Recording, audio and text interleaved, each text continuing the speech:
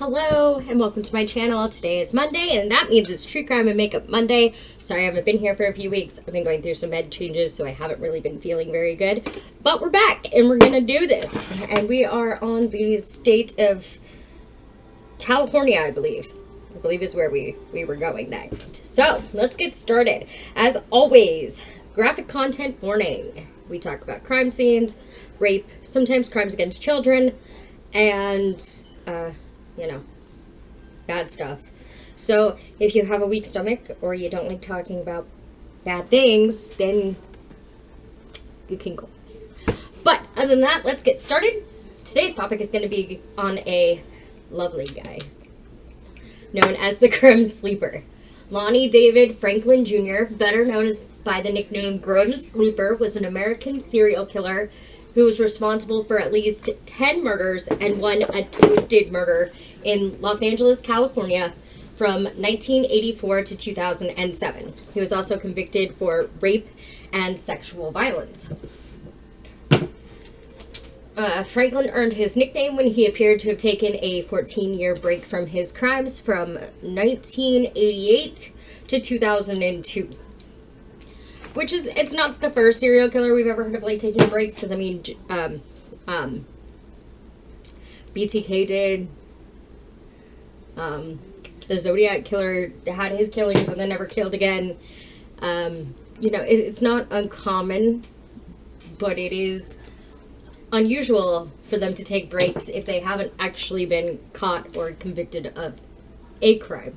Whether that crime or not, but he did. In July 2010, Franklin was arrested as a suspect, and after many delays, his trial began in February 2016. On May 5th, 2016, the jury convicted him of killing 9 women and 1 teenage girl.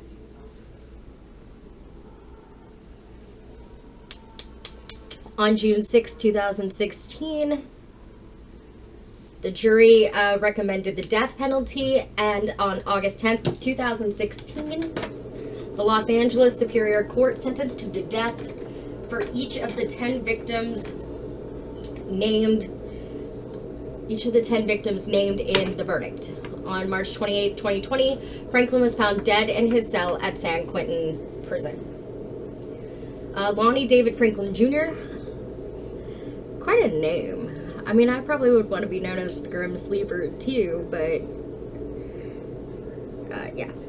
Anyway, Lonnie David Franklin Jr. was born on August 30th, 1952, and grew up in South Central Los Angeles. I always love seeing things like South Central, North Central, because that just tells you how big Central LA must be.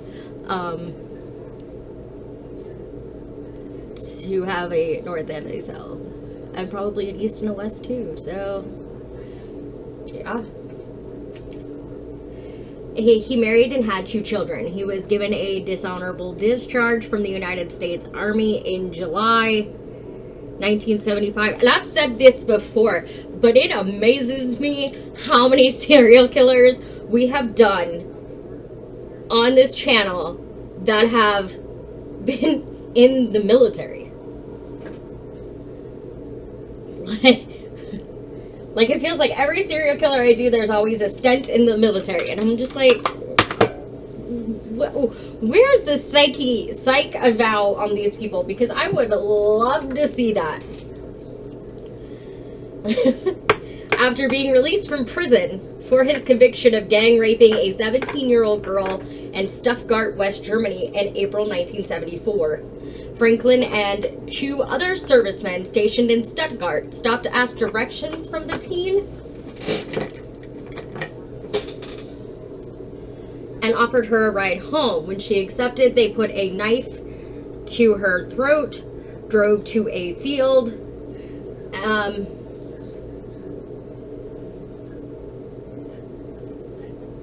and repeatedly raped her. She was able to feign interest in Franklin and asked for his phone number, by which police identified him. During the gang rape, photographs were taken by the rapists, as Franklin would also later do with the women he raped and murdered. So that seems to be like a kink. Congrats to that little girl, because brilliant thought process. I'm gonna get your phone number so that when I go to the police, I have something to give them that might help them track you down so somebody can pay for what they did to me. Most people in that situation would not think to do that. And I when I researched this and read that, all I could think was kudos to that girl, because she did what most adult women would not have thought to do. And she essentially is the reason that her rapists were captured. And that's brilliant. Like, I'm like so proud. As a true crime mom myself, you know, because I have 2 children. Like, I would hope they would be smart enough to, like, and I always tell them, if you ever get picked up by somebody, leave something in the back seat. Whatever you have on you that we would know is yours, leave it in their back seat. Always leave some kind of evidence that you were in that vehicle so that there's no dispute that you were there. And, you know, also, if they don't go anywhere, they don't go anywhere. But if they did, we usually know where they're going and who they're supposed to be with. So if they never came home, we would have, like, a pretty good idea of where they were supposed to be and who they were supposed to be with. But, you know, always better safe than sorry. In 1989, Franklin was convicted of 2 charges of theft, 1 charge of misdemeanor assault, and 1 charge of battery. He only served time for 1 of the theft charges. So when he took his little break from 1988 to 2002, it was not because he was in prison for these charges, because he didn't spend a lot of time there. I think he just didn't realize, like, maybe that was, like, his thing. Like, that's what he was gonna do. But yeah, so he committed the 1 crime, and then he didn't commit another crime until 2002, is what they say. And he committed his crimes in the 80s. Wow, I don't know how to read. Committed his crimes in the 80s, and then didn't commit any more after 1988, is what I should have said. In the mid-1980s, the Los Angeles Police Department became aware of an apparent serial killer targeting black women who were chronic drug users and street sex workers. I was thinking of a different serial killer, that's why I confused myself. But he did his murders in the 80s. That was my fault. The killer, dubbed the Southside Slayer, was believed to be responsible for stabbing and strangling at least 13 sex workers between 1983 and late 85. At one point, the murders were colloquially known as the Strawberry Murder. Strawberry being slang for a woman who exchanges sex for drugs. Everybody's got their slang, I guess.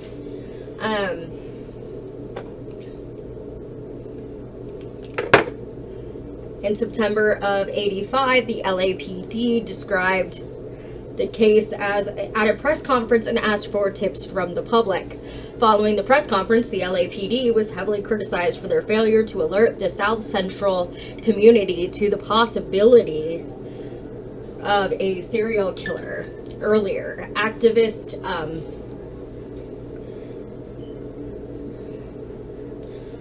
Margaret Prescott and other community activists held weekly protests outside the LAPD's headquarters in an effort to pressure the department into forming a task force to investigate the murders. Hold on, guys, I'm right up here. Because I'm supposed to clean my brushes after this. Prescott accused the LAPD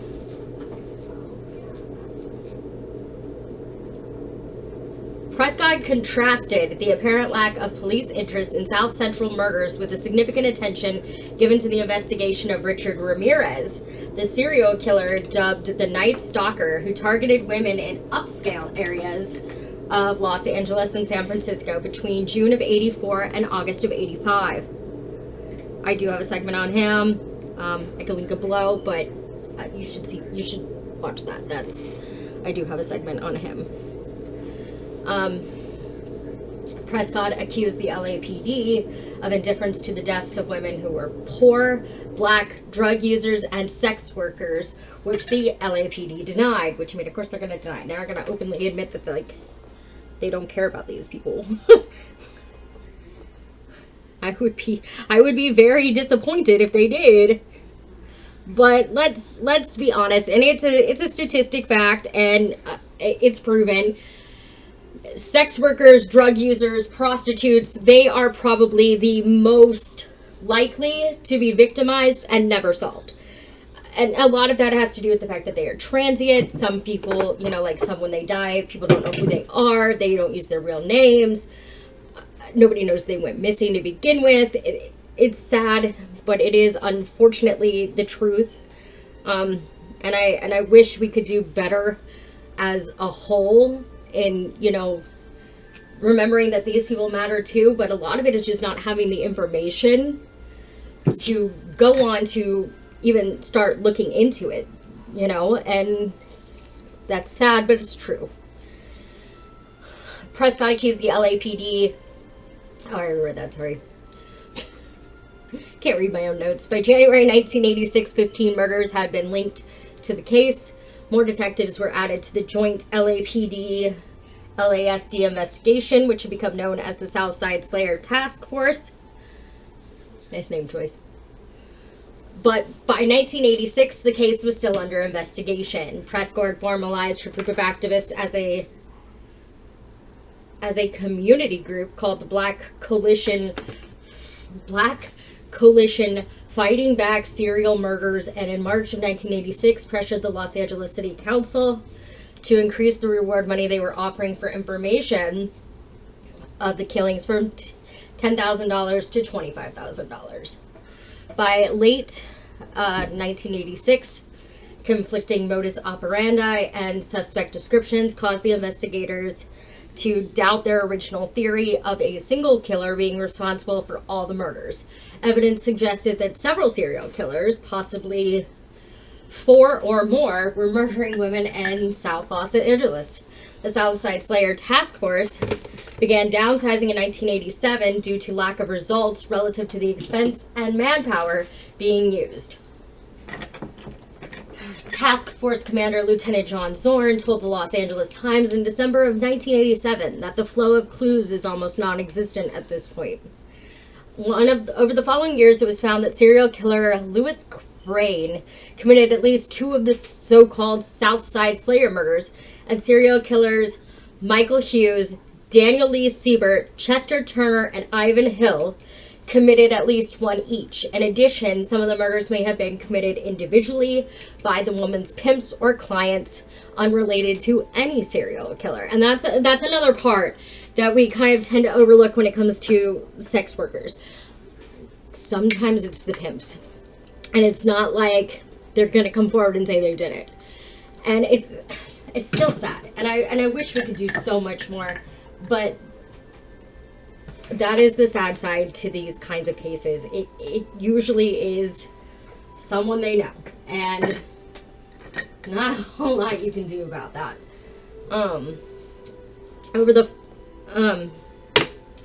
murders of Judith Simpson, Cynthia Walker. The right brush. It is for today because I don't know what I use this brush for. The murders of Judith Simpson,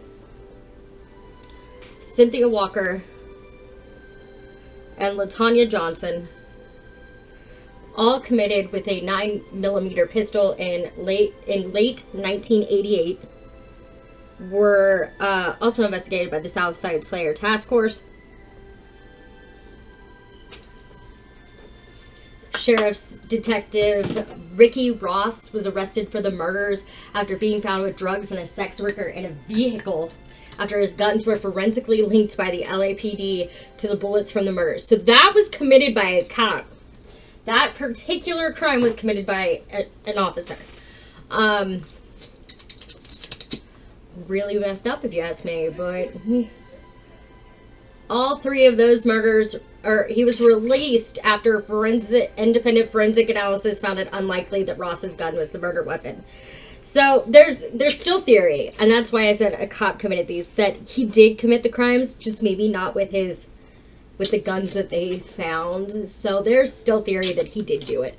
And I mean, if you just look at the evidence, it definitely supports that theory, but that he was killing people, not necessarily these people, but he was killing people. One particular group of killings, which were linked by common elements, including the use of a .25 caliber firearm, remained unsolved and unaccounted for by any other known serial killer. The first known murder in this series was the murder of Deborah Jackson in August of 1985, which was linked to the August 1986 murder of Henrietta Wright by forensic firearm examination. By 1987, there were 7 victims linked to the same gun, all of whom had been shot in the chest at close range. 2 decades later, the perpetrator of these crimes was dubbed the Grim Sleeper due to the long period of apparent inactivity between murders. In May 2007, the slaying of Janica Peters, 25, was linked through DNA analysis to at least 11 unsolved murders in Los Angeles, the first of which occurred in 1985. That same year, in secrecy, the LAPD formed the 800 Task Force, composed of 6 detectives and overseen by the Robbery Homicide Unit. After a 4-month investigation,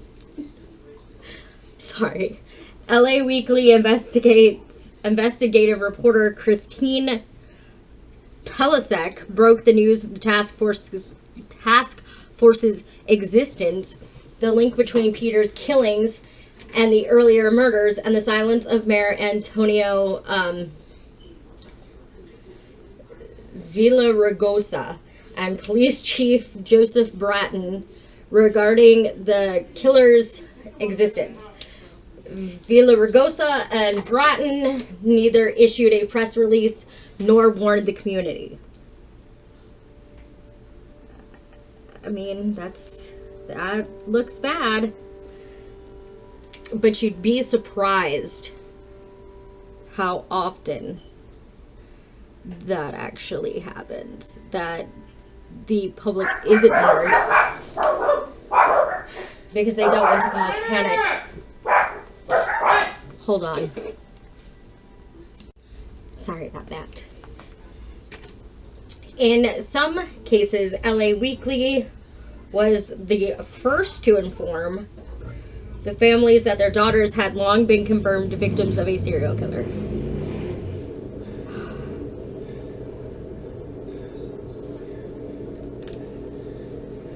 In early September of 2008, Los Angeles officials announced that they were offering a $500,000 reward to help catch the killer. On November 1st, the case was featured on the Fox program America's Most Wanted. On February 25th, 2009, Bratton addressed the press for the first time regarding the case, at which time the police formally gave the killer the Grim Sleeper nickname chosen by LA Weekly. Bratton also reported a 911 call from the 1980s in which a man reported seeing a body being dumped by Franklin, giving a detailed description and license plate number of a van connected with the now closed Cosmopolitan Church. They never want to be connected with the church.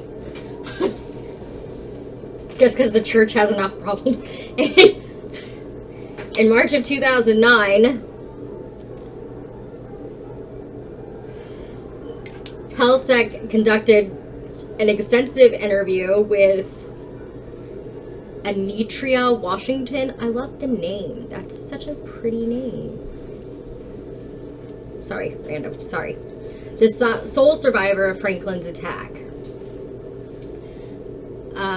Washington described him as a black man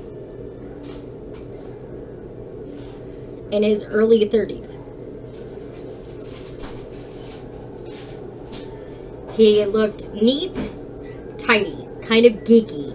He wore a black polo shirt tucked into khaki trousers. Because I've seen khaki, I said tacked, sorry.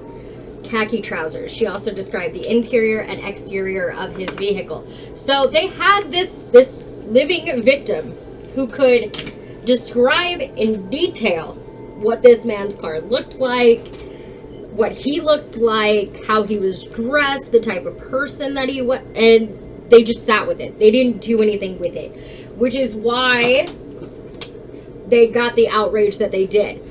People were upset that they sat with that information. I cannot believe I did blow this head. And didn't do anything about it, which looks even worse.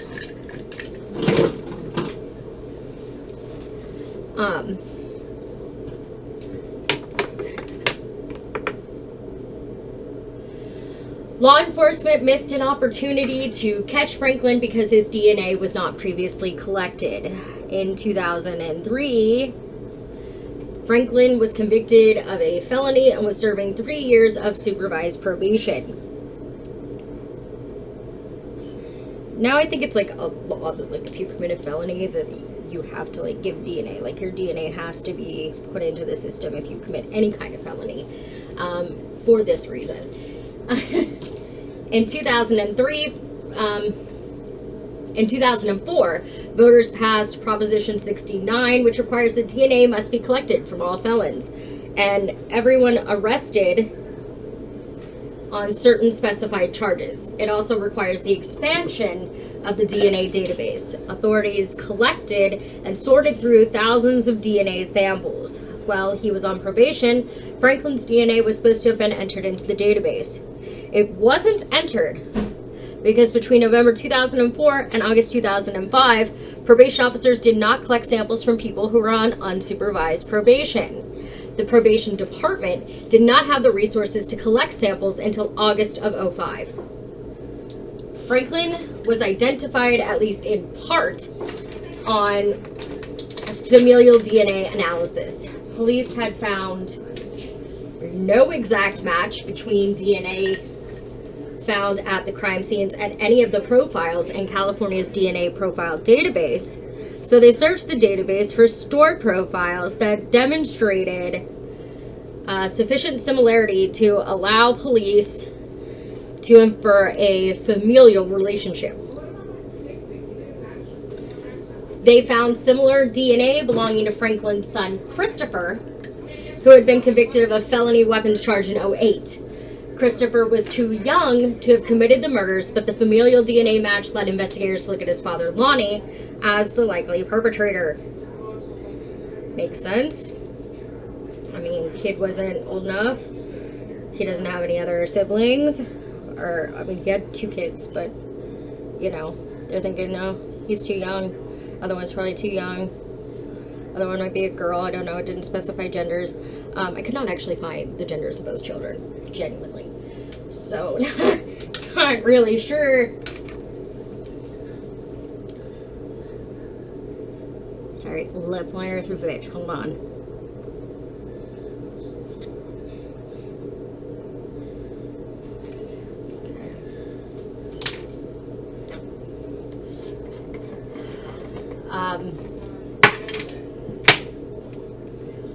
One undercover police officer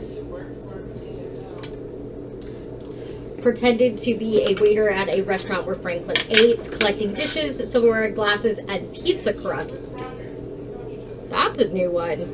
To obtain a DNA match. On July 7th, 2010, Franklin was arrested. The Los Angeles Police Department, the Los Angeles County District Attorney's office charged him with 10 counts of murder, 1 count of attempted murder, and special circumstance allegation of multiple murders.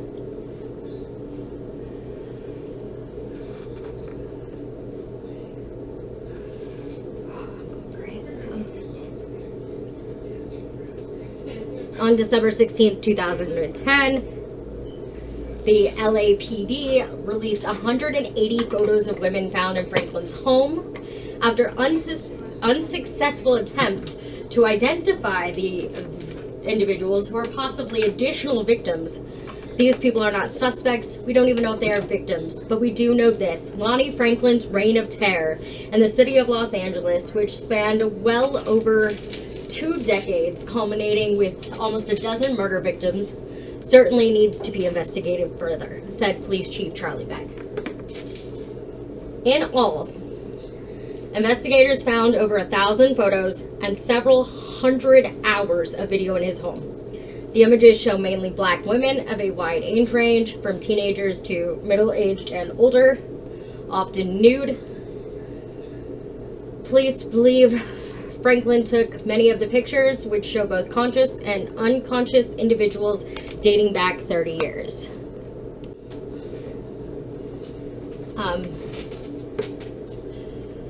Police believe Franklin took many of... I just read that. The photos were released to the public in an effort to identify the women. On November 3rd, 2011, Reuters reported that the police were considering Franklin as a suspect in 6 more slayings. The police were investigating 2 of the 6 as potential victims killed during a 14-year lapse between an initial spate of grim sleeper murders that ended in 1988 and several more that began in 2002. Of the remaining 4 victims, 2 bodies were discovered in the 80s and 2 were reported missing in 2005. But the remains of the other 2 were never found, police said. Detectives said they linked Franklin to the 6 additional killings after reviewing hundreds of old case files and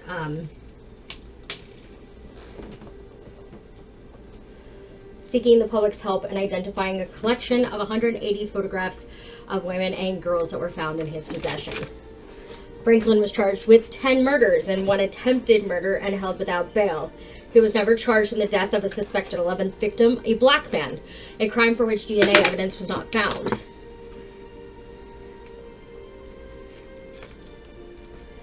After a lengthy pretrial discovery and several delays, the trial opened on February 16, 2016. Closing arguments began May 2nd of 2016, and the jury began deliberating May 4th of 2016.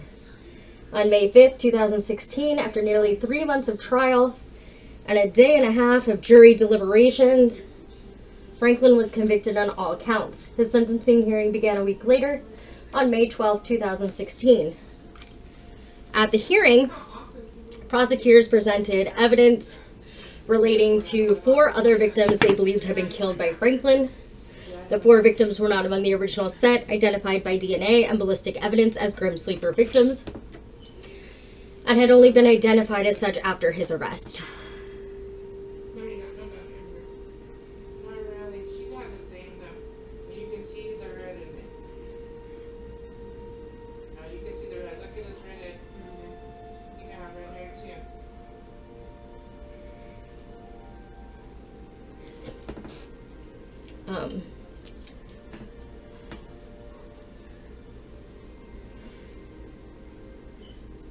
Three victims, Sharon Alicia Dismuke, Inez Warren, and Georgia Mae Thompson, were identified as likely grim sleeper victims by task force officers investigating unsolved missing persons and homicide reports dating back to 1976. The 4th, Rolina Morris, was identified from evidence found at Franklin's garage after his arrest. Her body has never been found. Prosecutors did not charge Franklin with these murders for fear of delaying the trial even further. On June 6, 2016, a Los Angeles County jury sentenced Franklin to death.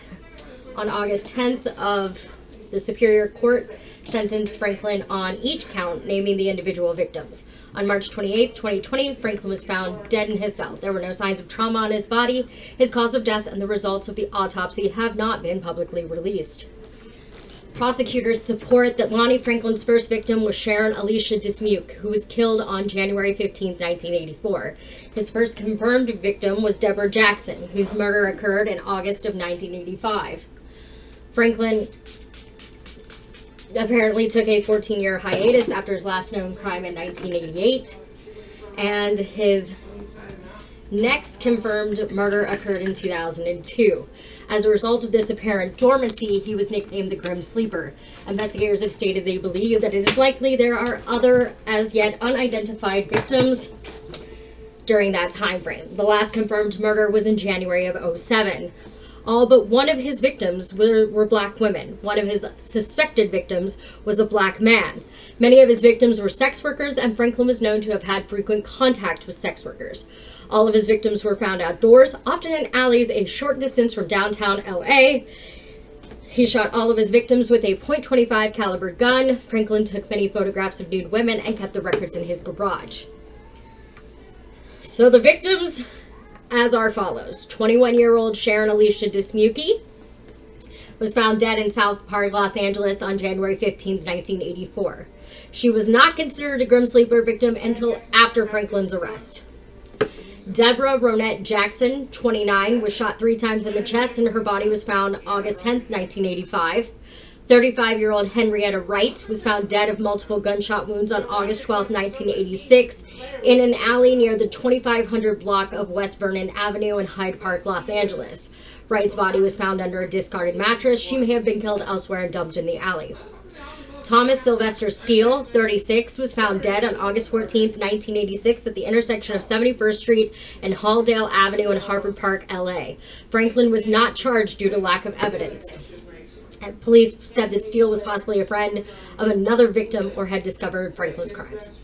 23-year-old Barbara Boothune-War was found dead January 10, 1987 in the 1300 block of East 56th Street and Central Alameda, Los Angeles.